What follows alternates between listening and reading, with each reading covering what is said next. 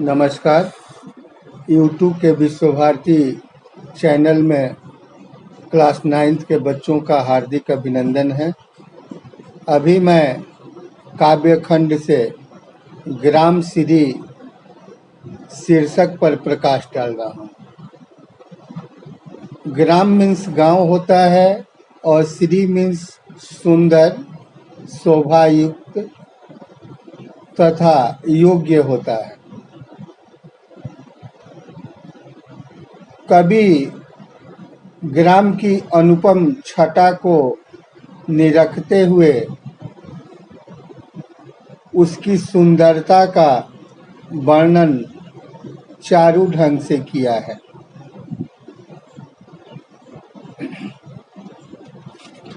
अब मैं पाठ पर चला आ रहा हूँ।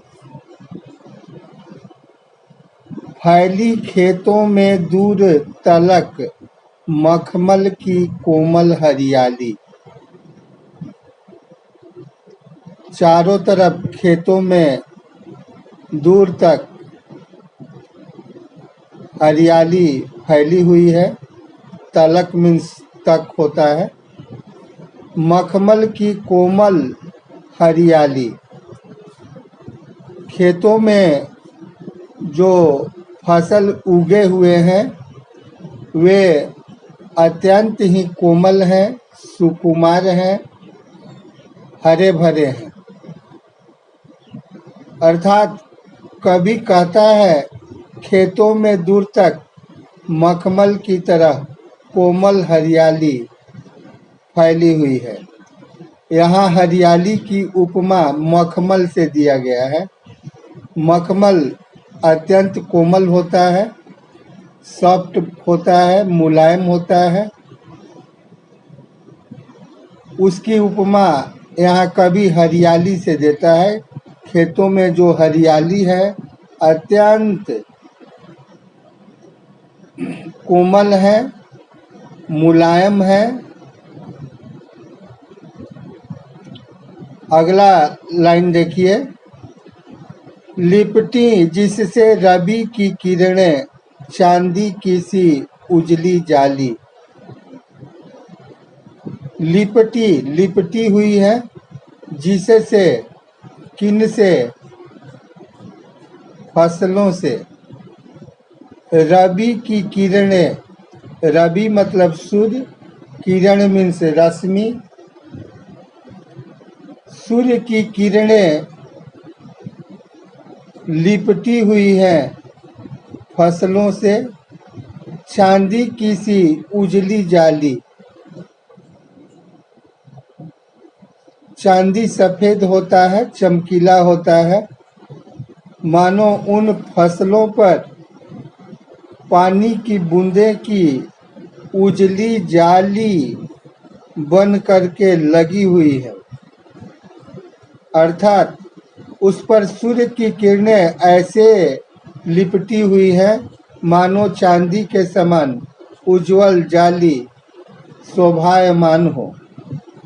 अगला लाइन। तिनकों के हरे हरे तन पर हिल हरित रुधिर है रहा झलक। तिनका मीन्स होता है घास। हरे हरे तन पर, यहाँ घास का मानवीकरण किया गया है, मनुष्य से उपमा दी गई है। तिनकों के हरे हरे तन पर, तन मतलब शरीर, जो तिनके हैं, जो घास है, उनके हरे हरे शरीर पर हिल हरित रुधिर है रहा झलक। जब सूर्य की किरणें पड़ती है तो लगता है कि हरे रंग के रुधिर, रुधिर मतलब खून, ऊन घासों के शरीर में, तन में संचार कर रहे हों।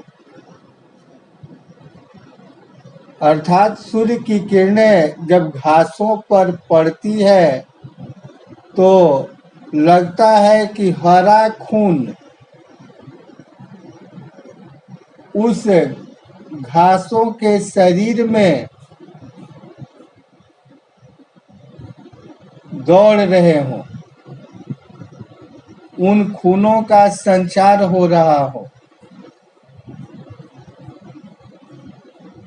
सटीक इसका अर्थ देखें, हरे हरे तिनके धूप में ऐसे तरंगित हो रहे हैं मानो उनके हरे हरे अंगों में से हरा खून झलक मार रहा हो। श्यामल भू तल पर झुका हुआ नभ का चीर निर्मल नील फलक। श्यामल मतलब होता है हरा, भूतल पृथ्वी,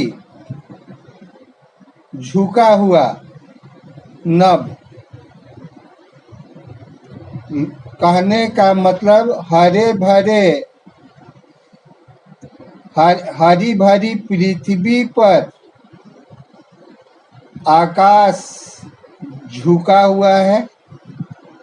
चीर निर्मल माने बहुत सुंदर, बहुत पवित्र। नील फलक, नीला आंचल, अर्थात हरियाली से भरी पूरी धरती पर आकाश का स्वच्छ नीला आंचल छाया हुआ है।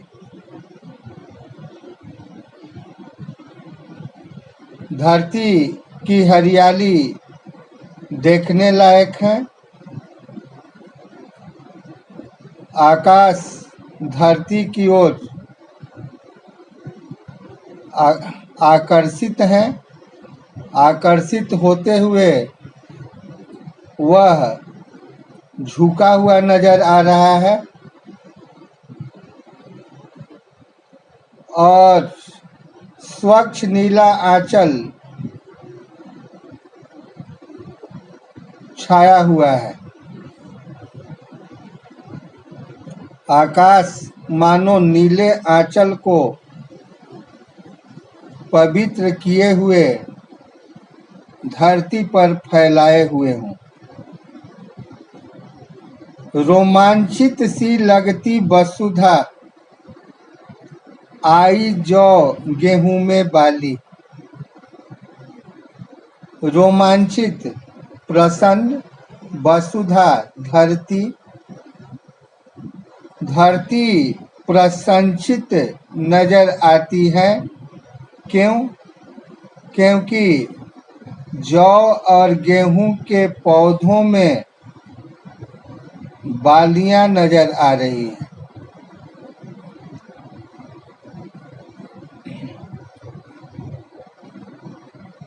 अर्थात कवि कहता है मानो धरती प्रसन्नता से रोमांचित हो उठी हो। रोमांच के रूप में उनके तन से गेहूं और जौ की बालियां उग आई हैं। यहाँ भी मानवीकरण किया गया है। गेहूं और जौ के फसल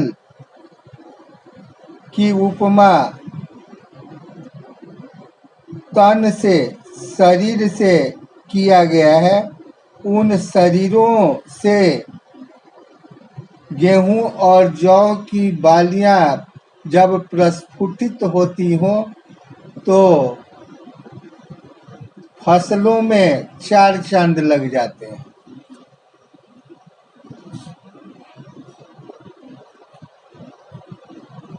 अरहर सनई की सोने की किंकिड़िया है शोभाशाली।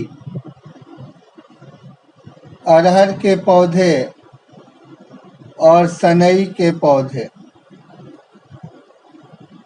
जब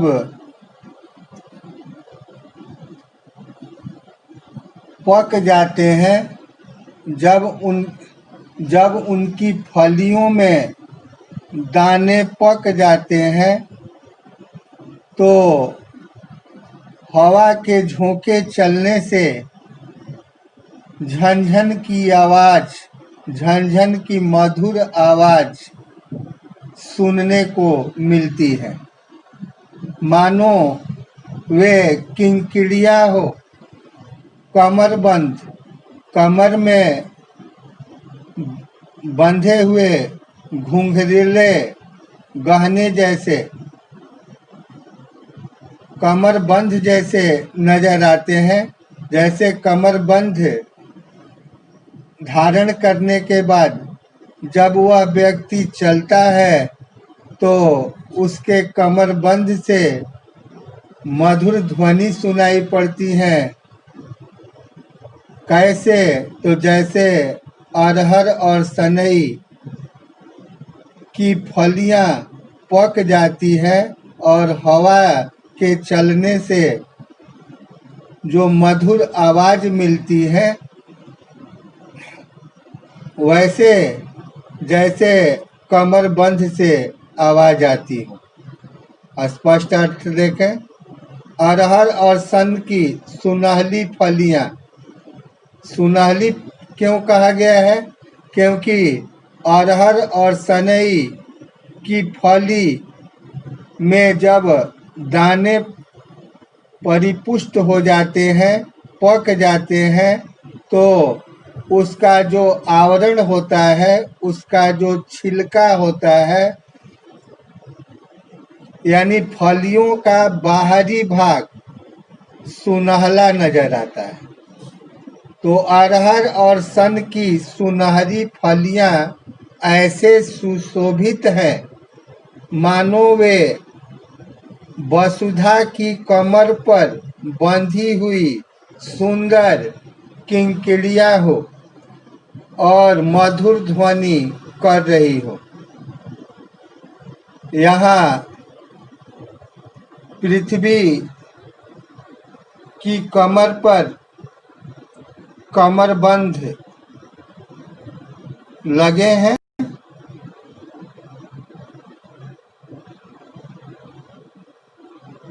कमरबंध तो यहाँ कृत्रिम नहीं है। कमरबंध के रूप में कौन है? अरहर और सन की सुनहरी फलियां मानो धरती के कमर पर बंधे हुए हैं। और दोनों का कलर कैसा है, रंग कैसा है? तो सुनहला है। जब हवा के झोंके चलते हैं तो ये किंकिड़ियां से मधुर ध्वनि सुनाई पड़ती है। उड़ती भीनी तैलाक्त गंध, उड़ती है हवा में, मानो फैली हुई है तैलाक्त तेल युक्त गंध को तैलाक्त गंध कहते हैं। जैसे कोई भी तिलहन को जब हम पेरते हैं, रस निकालते हैं, तो वहाँ पर बाहर से ही तैलाक्त गंध आता है। तो कहने का मतलब तीसी और तिलहन या अन्य तैलीय पौधे जब अन्य दानों से परिपुष्ट होते हैं या उनमें जब फूल आते हैं तो चारों तरफ वातावरण में तैलाक्त गंध फैला हुआ रहता है। तो उड़ती भीनी तैलाक्त गंध, फूली सरसों पीली पीली। जब खेतों में सरसों पीली पीली फूली रहती है तो वहाँ चारों तरफ कैसा गंध आता है? तो तैलाक्त तेल युक्त गंध आता है। यानी सरसों की पीली पीली फसलें फूल उठी हैं, उनसे निकलने वाली गंध में मानो तेल की महक है। लो हरित धरा से झांक रही नीलम की कली तीसी नीली। हरित धरा हरी भरी पृथ्वी से झांक रही है, मानो निकल गई है। कौन? तीसी। नीलम की कली। नीलम क्या है? नीलम नीले रंग का एक कीमती पत्थर है जिसका नाम है नीलम। तो नीलम देखने में काफी सुंदर लगता है। कैसे? तो जैसे नीले तीसी के फूल देखने में अच्छे लगते हैं।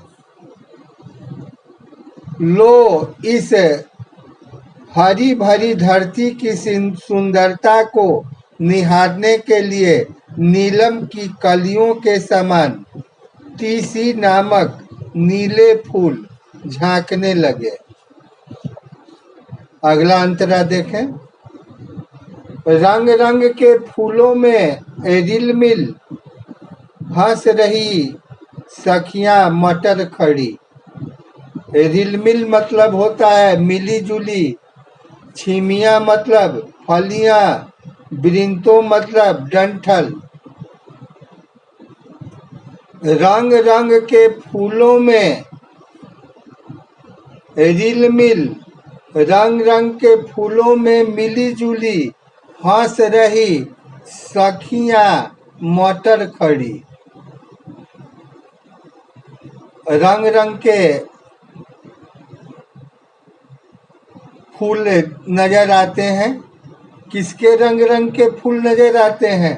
तो मटर के। मटर खेतों में खड़ी है, उनमें फूल निकले हुए हैं और उन फूलों में कहीं कहीं फलियां भी लगी हैं जो देखने में काफी अच्छी लगती है। खेतों में रंग बिरंगे फूलों वाली मटर को देख करके कभी को ऐसा लगता है मानो रंग बिरंगे फूलों के बीच मटर की फलियां लिए हुए उसके फसल हंस रही है। यहाँ पर सखियां कहा गया है क्योंकि मटर की फलियां एक नहीं हैं, पौधे बहुत हैं, फलियां बहुत हैं, फूल बहुत हैं। इसलिए मटर की फलियां जैसे सखियां झुंड में रहती हैं, ऐसे फसलों में जगह जगह पर मटर की फलियां हंस रही हो, जैसे कोई झुंड में सखियों के बीच कोई सखी हंसती हो। अगला अगला पंक्तियों को देखें। मखमली पेटियों सी लटकी, छिमिया छिपाए बीज लड़ी। मखमली पेटियों सी लटकी। पेटी क्या है? यहाँ पर पेटी नहीं है। मटर की जो फली होती है उस फली का बाहरी आवरण इतना सॉफ्ट होता है, इतना मुलायम होता है कि उसको मखमली पेटियों से तुलना की गई है। कोई यहाँ पर पेटी, कोई बॉक्स नहीं है। वो कौन बॉक्स है? तो जिसमें मटर के दाने सुरक्षित रहते हैं, ऐसे फली को मखमली पेटी कहा गया है। तो उन मखमली पेटियों सी लटकी, छिमिया छिपाए बीज लड़ी। बीज लड़ी के लड़ी कहने का मतलब एक कतार से बीज उन मखमली पेटियों के अंदर छिपे हुए रहते हैं। उसको कौन छिपाए? लटकी हुई रहती है फसल। फसल मखमली पेटियों को कतार में बीजों को छिपाकर वह छिमिया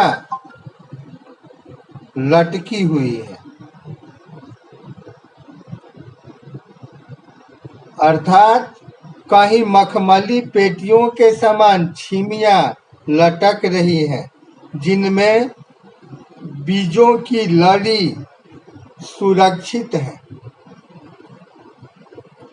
आप किसी मटर की फली को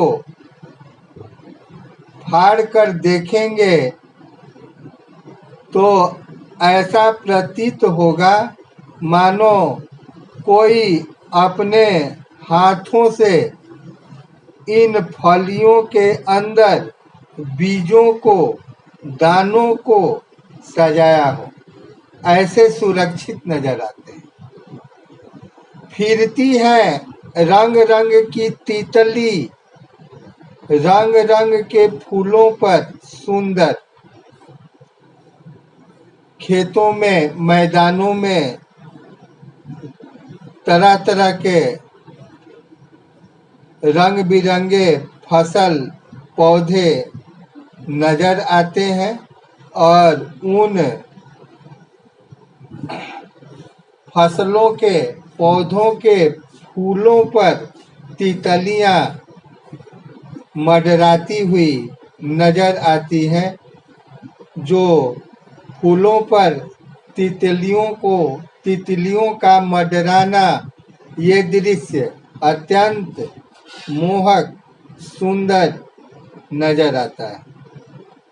विविध रंगों के सुंदर फूल सजे हैं और उन पर तरह तरह के रंगों की तितलियां फिर रही हैं। कहने का मतलब फूल भी रंग बिरंगे हैं और तितली में 7 कलर होते हैं और रंग बिरंगे फूल हैं और रंग बिरंगी तितलियां हैं। यहाँ फूलों के साथ तितलियों का मैचिंग बड़ा ही मोहक नजर आता है। फूले फिरते हो, फूल स्वयं उड़ उड़ वृंतों से वृंतों पर, हवा के झोंके चलने से वृंतों पर, एक डंठल से दूसरे डंठलों पर फूल उड़ उड़ करके, झूम झूम करके इधर उधर फिरते हुए नजर आते हैं। कैसे? देखें, उन्हें देखकर यूं लगता है मानो फूल ही प्रसन्नता पूर्वक उड़ उड़कर एक डंठल से दूसरे डंठल पर डोल रहे हो। अगला अंतरा देखें।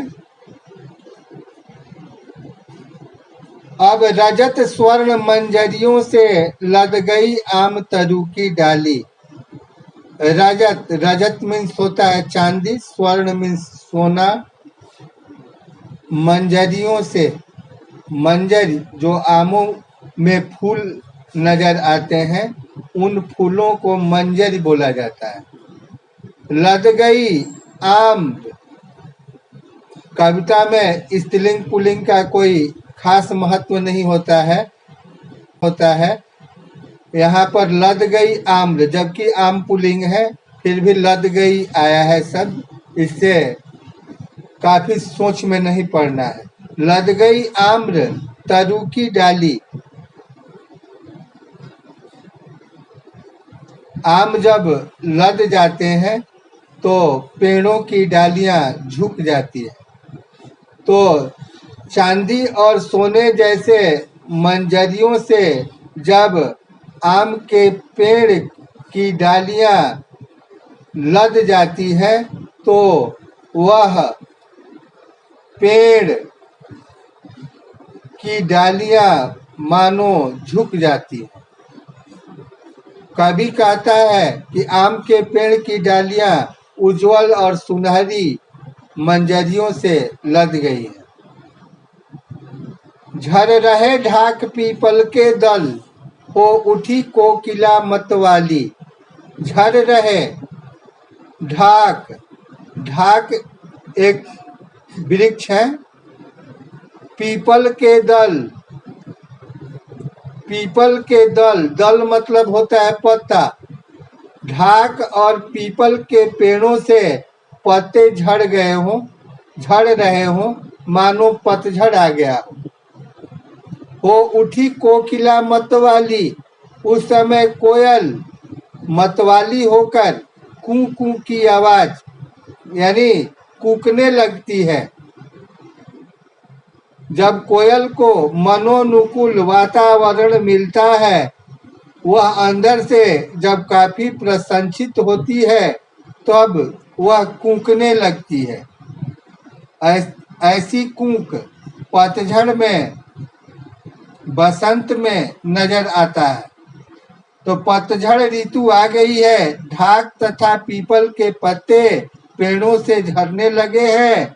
कोयल मतवाली होकर कूक रही है।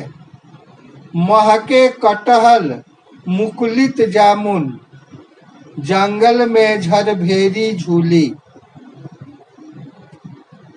महके, महकने लगते हैं, सुगंध देने लगते हैं। कौन? कटहल। मुकुलित जामुन, मुकुलित मतलब होता है अधखीला, आधे पके जामुन भी सुगंध देने लगते हैं। और जंगल में झरबेरी, बेर, लड़ियों में फल फल करके झूलने लगती हूँ। अर्थात कटहल का पेड़ महक उठा है, अधखीले जामुन उग आए हैं, जंगल में झरबेरी बेरों से लद गई है। फूले आड़ू, नींबू, दारिम, ये तीनों फल हैं। आड़ू एक तरह के मीठे फल हैं, नींबू भी फल है, और दारिम मतलब अनार, ये भी फल में आते हैं। ये पतझड़ ऋतु के फल हैं। कौन? आड़ू, नींबू, दारिम। और उस समय की सब्जियां हैं आलू, गोभी, बैगन, मूली। ये सब ऋतु फल और ऋतु सब्जियां हैं। कहने का मतलब आड़ू, नींबू, अनार आदि फलों के साथ साथ आलू, गोभी, बैगन, मूली आदि सब्जियां भी पैदा हो गई है। अगला अंतरा देखें। पीले मीठे अमरूदों में अब लाल लाल चींटियां पड़ी। अमरूद जब पक जाते हैं तो उसके फल पीले हो जाते हैं, और उन पीले अमरूदों में लाल लाल चींटियां पड़ी। चींटी वाले अमरूद, जिन अमरूदों में लाल लाल चींटियां हो, अक्सर वे मीठे होते हैं। ये प्रमाणित है। लाल चींटी वाले जो अमरूद हैं वे मीठे होते हैं। कभी कहता है अमरूद पीले और मीठे हो गए हैं, उन पर लाल लाल चींटियां पड़ गई है। पक गए सुनहले मधुर बेर, औली से तरु की डाल जड़ी। बेर भी पककर मीठे तथा सुनहले हो गए हैं। आंवलों से पेड़ की डालें लद गई है। लहलह पालक महमह धनिया, लौकी और सेम फली फैली। पालक खेतों में हरे भरे नजर आते हैं। जब काफी हरे भरे देखने योग्य पालक नजर आते हैं तो उस हरा भरा को लहलह कहा जाता है। कोई काफी हरा भरा हो तो उसको लहलह, और कोई काफी सुगंधित हो तो उसको महमह।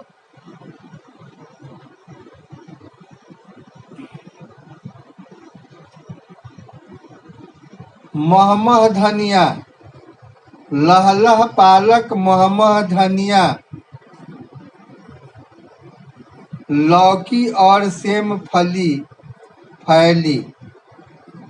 लौकी की फलियां और सेम की फलियां चारों ओर फैली हुई हैं। मखमली टमाटर हुए लाल, मिर्चों की बड़ी हरी थैली। टमाटर जब पक जाते हैं तो उसको स्पर्श करने से ऐसा महसूस होता है, उसकी कोमलता को देख करके ऐसा प्रतीत होता है मानो मखमली टमाटर। मिर्चों की बड़ी हरी थैली, मिर्चों के गुच्छों में मानो थैली लटकी हो। किनके? मिर्चों के। कहने का मतलब एक एक गुच्छों में एक एक थैलियां मिर्चों की फली लटकी हुई हो। अगला अंतरा देखें। बालू के सांपों से अंकित गंगा की सतरंगी रेती। बालू के सांपों से अंकित, गंगा किनारे आप देखते होंगे बालू के सांपों से अंकित। बालू पर जगह जगह पर टेढ़े मेढ़े चिन्ह लगे हुए रहते हैं, तो ऐसा प्रतीत होता है, लगता है कि इन बालू पर सांप रेंगते हुए गया हो। सांपों के जाने से इन बालुओं पर निशान पड़े हों, क्योंकि सांप टेढ़े मेढ़े चलते हैं।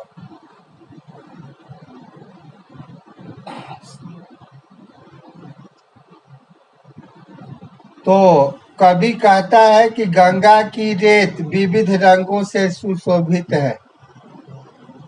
रेतों में आप देखते हैं कोई पीला चमकता है, कोई लाल चमकता है, उसके जो कण होते हैं विविध रंग से सुशोभित नजर आते हैं। उसके किनारे रेत ऐसे टेढ़े मेढ़े बिछी हुई है मानो उस पर सांपों के चलने के निशान बने हुए।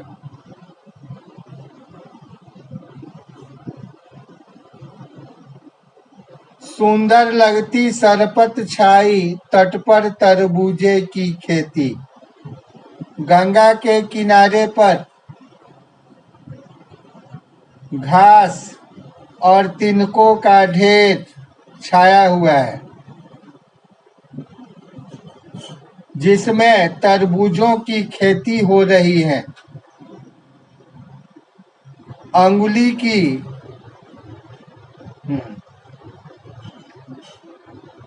अंगुली की कंघी से बगुले कलगी संवारते हैं कोई।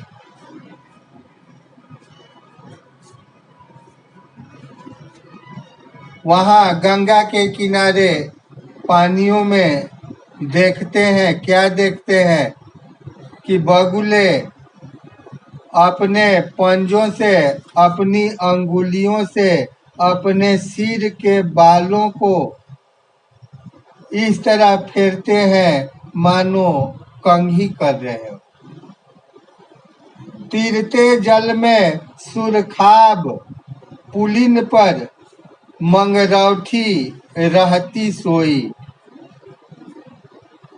चक्रवाक पक्षी बहते हुए जल में मानो तैर रहे हैं। किनारे पर मंगरौठी सोई हुई है। मंगरौठी कौन है? चिड़िया है जो गंगा के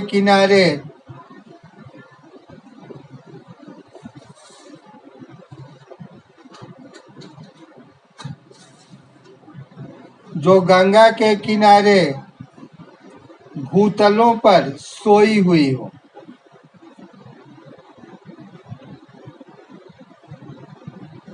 हसमुख हरियाली हिम आतप सुख से अलसाए से सोए।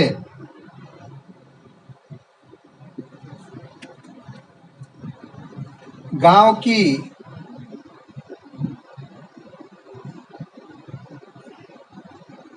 की हरियाली सूर्य की धूप के कारण हंसती हुई प्रतीत हो रही है। सर्दी की धूप भी खिली खिली है। दोनों मानो सुखपूर्वक सो गए हों लगते हैं।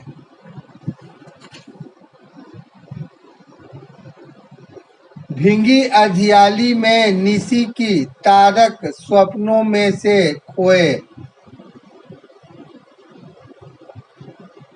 रात ओस के कारण भींग गई है। तारे सपनों में खोए जान पड़ते हैं। तारक मतलब तारे।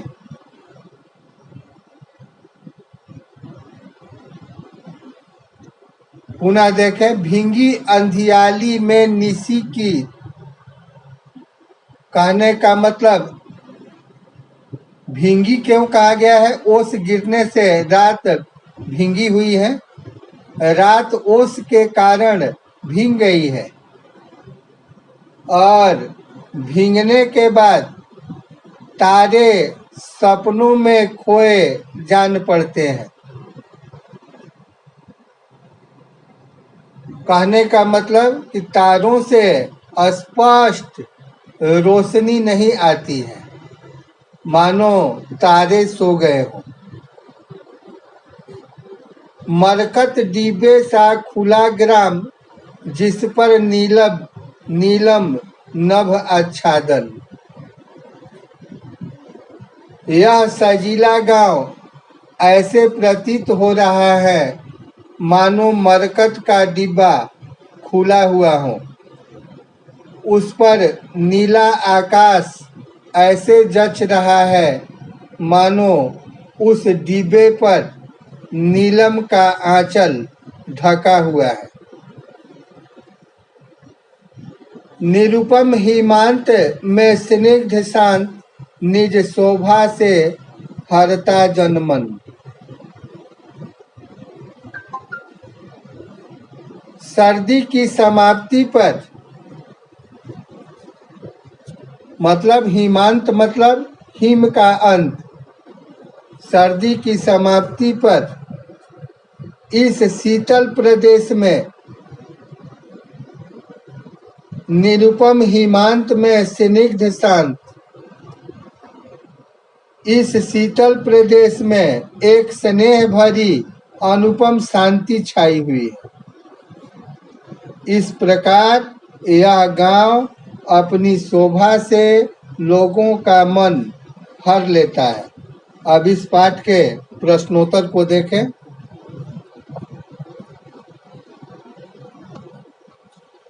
प्रश्न है, कवि ने गांव को हरता जनमन क्यों कहा है?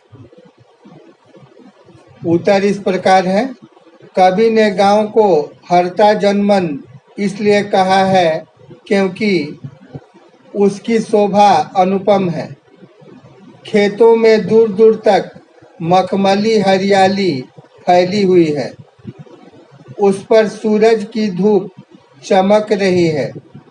इस शोभा के कारण पूरी वसुधा प्रसन्न दिखाई देती है। इसके कारण गेहूं, जौ, अरहर, सनई, सरसों की फसलें उग आई हैं। तरह तरह के फूलों पर रंगीन तितलियां मंडरा रही है। आम, बेर, आलू, अनार आदि मीठे फल पैदा होने लगे हैं। आलू, गोभी, बैगन, मूली, पालक, धनिया, लौकी, सेम, टमाटर, मिर्च आदि खूब फल रहे हैं। गंगा के किनारे तरबूजों की खेती फैलने लगी है। पक्षी आनंद विहार कर रहे हैं। ये सब दृश्य मनमोहक बन पड़े हैं। इसलिए गांव सचमुच जनमन को हरता है। दूसरा प्रश्न को देखें। कविता में किस मौसम के सौंदर्य का वर्णन है? कविता में शिशिर ऋतु के मौसम के सौंदर्य का वर्णन है। इसी मौसम में ढाक और पीपल के पत्ते गिरते हैं। आम के वृक्षों में मंजरियां फूटती हैं। चारों ओर फल फूल खिलते हैं। तितलियां मंडराती है। आलू, गोभी, पालक, धनिया आदि की फसलें भी खूब लहलहाती है। तीसरा प्रश्न देखें। गांव को मरकत डिब्बे सा खुला क्यों कहा गया है? गांव में चारों ओर मखमली हरियाली और रंगों की लाली छाई हुई है। विविध फसलें लहलहा रही है। वातावरण मनमोहक सुगंधों से भरपूर है। रंगीन तितलियां उड़ रही हैं। चारों ओर रेशमी सौंदर्य छाया हुआ है। सूरज की मीठी मीठी धूप इस सौंदर्य को और जगमगा रही है। इसलिए इस गांव की तुलना मरकट डिब्बे से की गई है। अगला चौथा प्रश्न। अरहर और सनई के खेत कवि को कैसे दिखाई देते हैं? उत्तर। अरहर और सनई के खेत अरहर और सनई के सुनहरे खेतों को देखकर कवि को लगता है कि मानो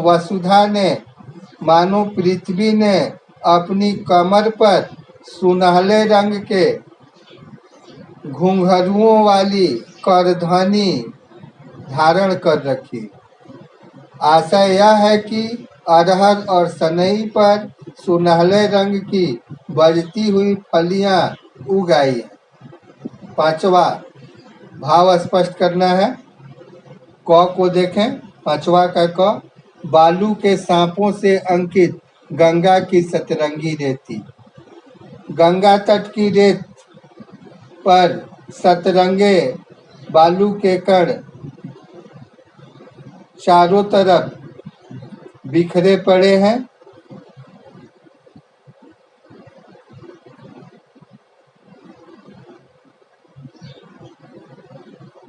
और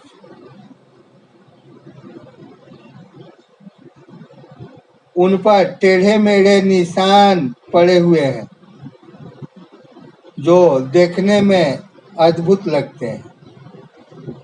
हसमुख हरियाली हिम आतप सुख से अलसाए से सो आए। हरियाली धूप के प्रकाश में जगमगाती हुई हसमुख सी लग रही है। सर्दी की धूप भी स्थिर और शांत है। उन्हें देखकर यूं लगता है मानो दोनों अलसाकर एक दूसरे के संग सो गए हों। अब इस पाठ का सारांश को देखें।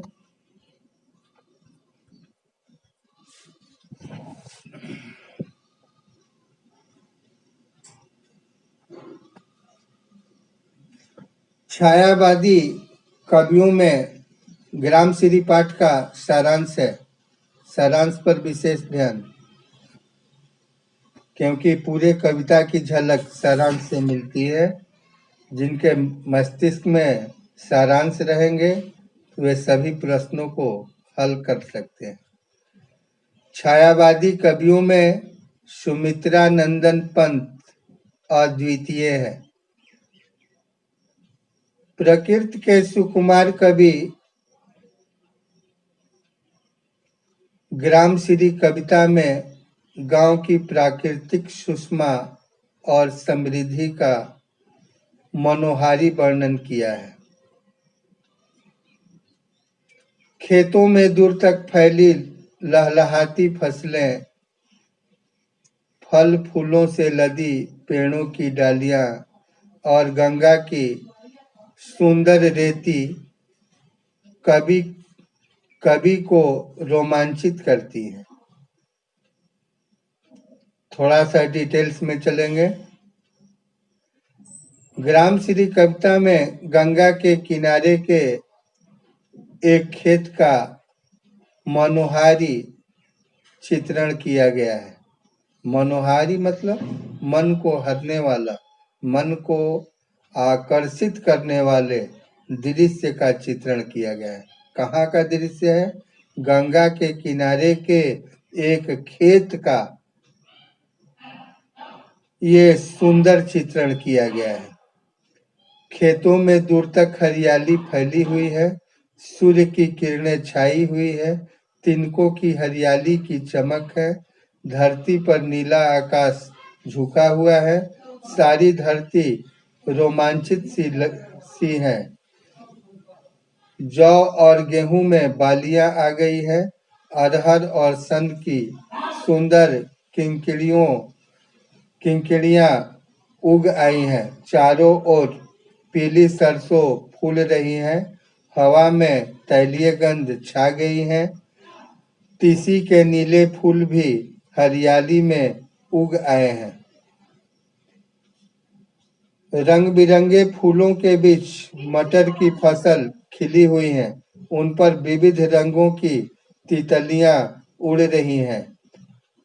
आम के पेड़ की डालियों पर सुनहरी मंजरियां आ गई हैं, ढाक और पीपल के पत्ते झड़ गए हैं, कोयल मतवाली होकर कूक रही है, कटहल जामुन झड़बेरी आडू नींबू अनार गोभी बैगन मूली की फसलें लहलहा उठी है, पीले मीठे अमरूदों पर लाल चींटियां पड़ गई है।